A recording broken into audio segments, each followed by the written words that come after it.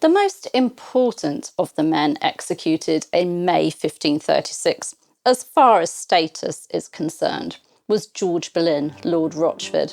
He was, of course, the Queen's brother.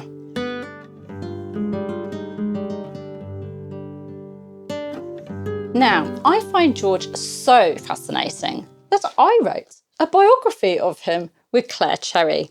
Here it is. It's called George Boleyn, Tudor Poet, Courtier and Diplomat, and my copy of it is a little bit battered. I even read my own book, yes. Now, who was George Boleyn? Well, he was the only surviving son of Thomas Boleyn and his wife Elizabeth Howard. We don't know the birth dates of the Boleyn children, which is incredibly frustrating, but it's likely that George was born around 1504, 1505, and probably at Blickling Hall in Norfolk, as his father didn't move the family down to Hever in Kent until 1505, 1506.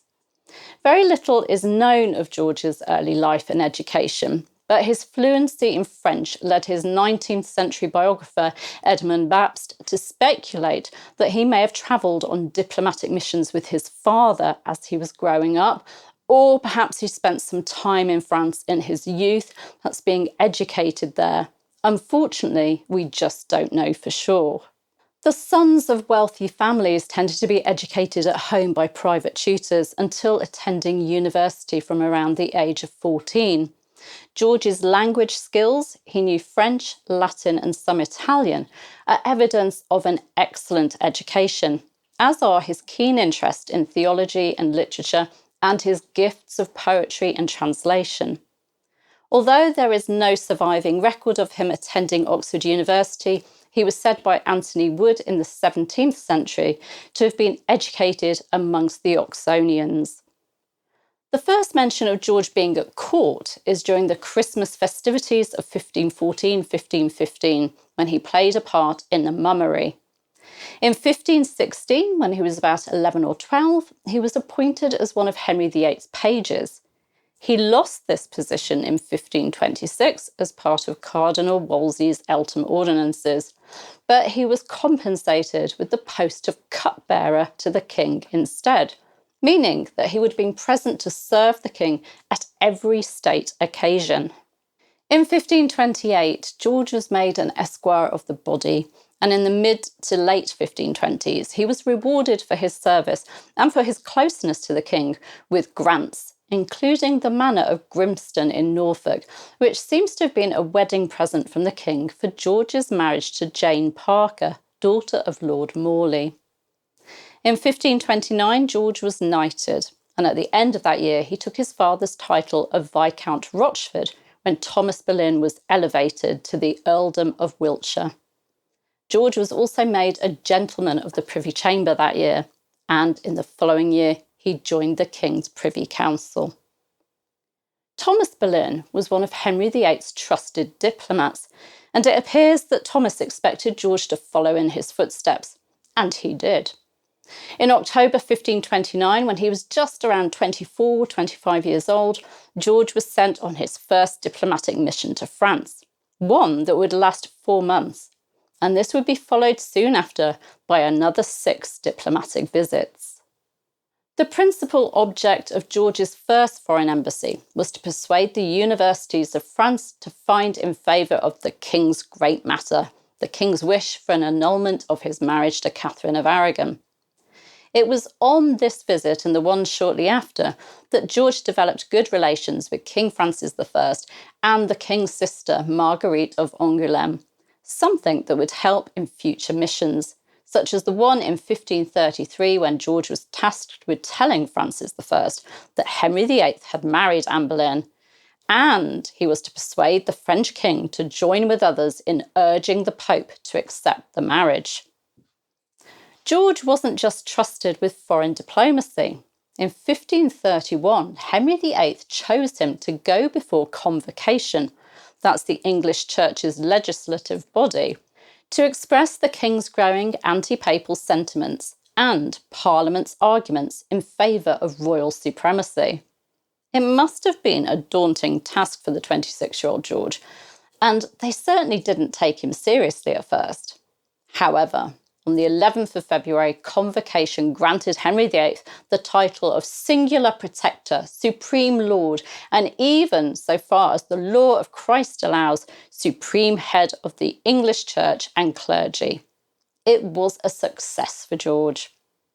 George was also active in the Reformation Parliament. That's the Parliament which sat from October 1529 to 1536, and which passed the main pieces of legislation which led to the English Reformation. George wasn't officially called to Parliament until February 1533, but he maintained a prominent role until his fall in 1536. In 1534, a key year, it was a year that saw the Acts of Succession and Supremacy being passed, the average attendance of the Lords Temporal for Parliament was just 22 out of 46.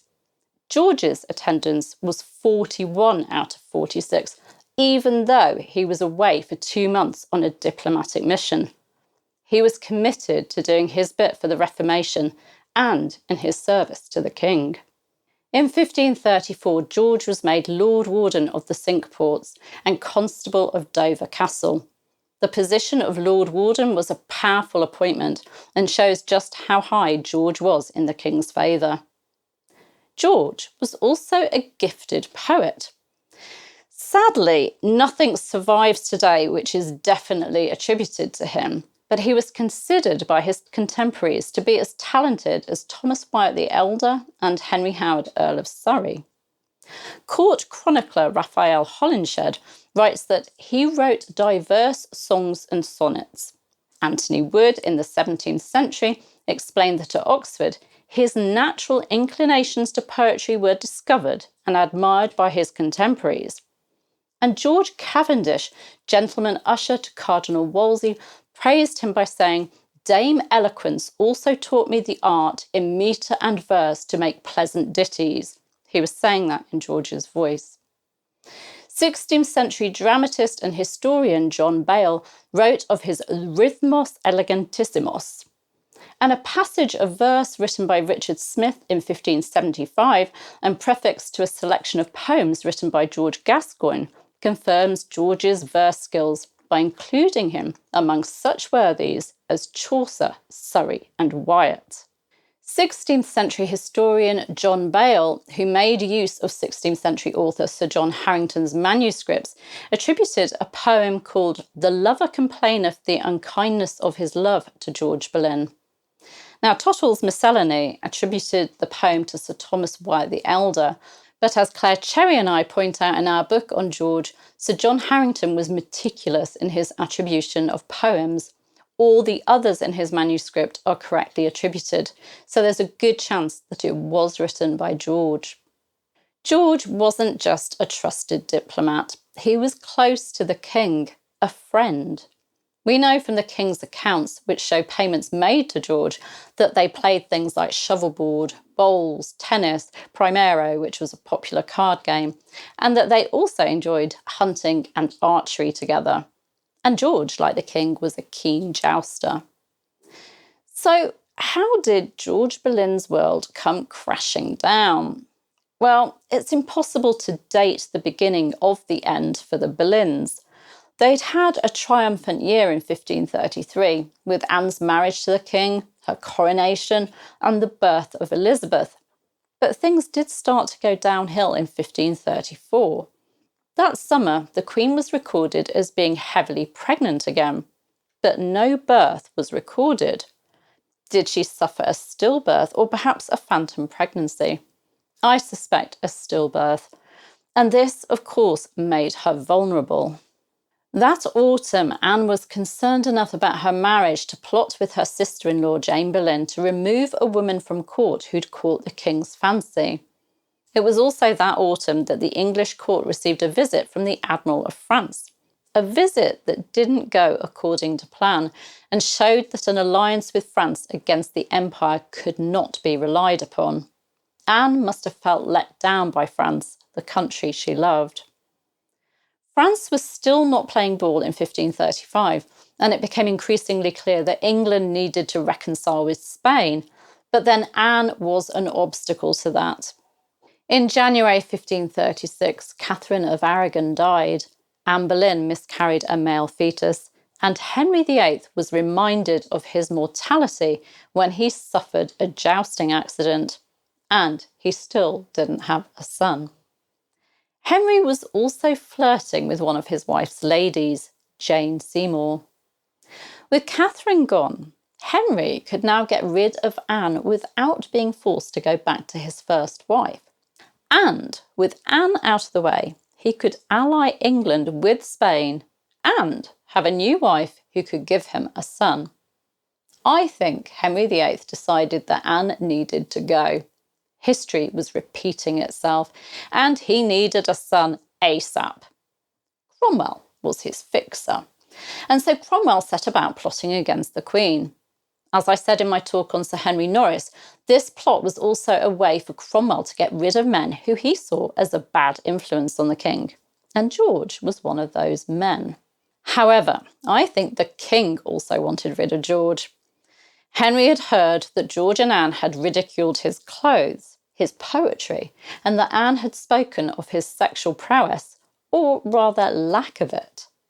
The king needed revenge, and he needed to completely blacken the Boleyns' names. And that's why I think the outrageous charge of incest was added to the list of offences. It was truly shocking. Had George been left alive, he may also have stirred up trouble for Cromwell. He had to go. George was arrested on the afternoon of the 2nd of May 1536. Although the royal court was at Greenwich, the king had left for Westminster the previous day, and George appears to have realised that something was afoot, for he was arrested at Whitehall and not at Greenwich. I think George must have been trying to see the king. If only he had, it could well have made a difference. But he was arrested and taken to the Tower of London.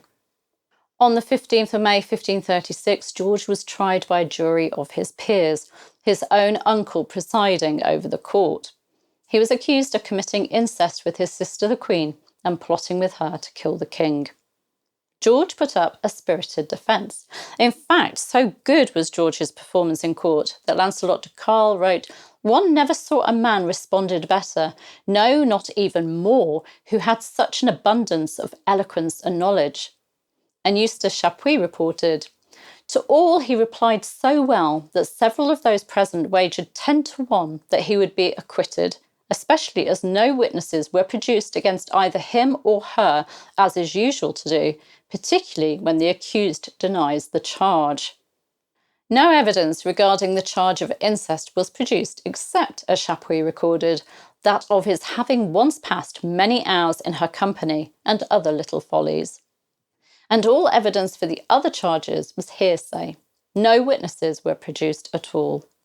But George had no hope of justice. His sister had already been found guilty anyway, as had the other men. George knew it was hopeless. So when he was handed a note regarding his wife and sister discussing the king's alleged sexual problems, George recklessly read it aloud, even though he'd been commanded not to. He wanted everyone there to know what he was being accused of, and he was clearly not worried about humiliating the king at this point. A unanimous verdict of George's guilt was delivered by all 25 peers who sat on the jury, and George was sentenced to death, to be hanged, drawn and quartered at Tyburn. Fortunately, his sentence was later commuted to the more merciful beheading, and he was beheaded with the other men on the 17th of May 1536 on Tower Hill. I'll be back tomorrow to tell you about another victim of the events of spring 1536. But if you'd like to know more about Anne Boleyn, I invite you to register to get instant access to 2 events that I ran in the past: The Fall of Anne Boleyn and Anne Boleyn, the Woman Who Changed England. There are so many expert talks to enjoy, and you can find out more on my website, claireridgway.com. I'll see you tomorrow.